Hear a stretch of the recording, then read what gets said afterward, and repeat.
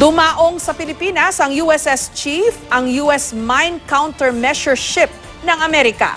Bukod sa paghahanap at pagtanggal ng mga mina sa karagatan, trabaho rin itong tiyaking ligtas na makadaan sa karagatan ang mga malalaking barkong pandigma.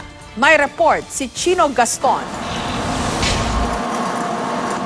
Paghahanap at pagtanggal ng mga mina sa karagatan ang pangunahing tungkulin ng USS Chief, ang US Mine Countermeasure Ship o MCM na bumibisita ngayon sa bansa. Wala man itong malalakas na baril o missiles, importante ang papel ng mga barkong ito para matiyak na ligtas na makakadaan ang iba pang mas malalaking barkong pandigma sa karagatan.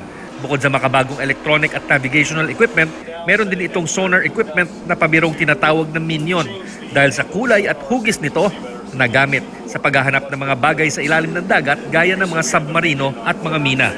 Meron ding anti-mine vehicle na may kakayahang putulin ang anchors ng pampasabog.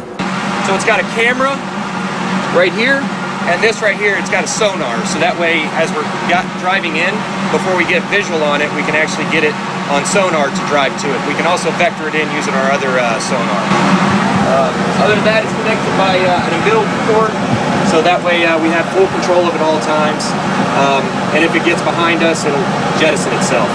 At sa panahong bago na, ang mga uri ng bakal o di kaya'y high-tech composite materials ang gamit sa mga warships, may kakaibang lihim ang USS Chief. Ang buong hull, deck at iba pang parte ng USS Chief ay gawa sa kahoy na malaking bagay para mapanatiling ligtas ito sa pangunahing misyon nitong maghanap ng mina sa karagatan.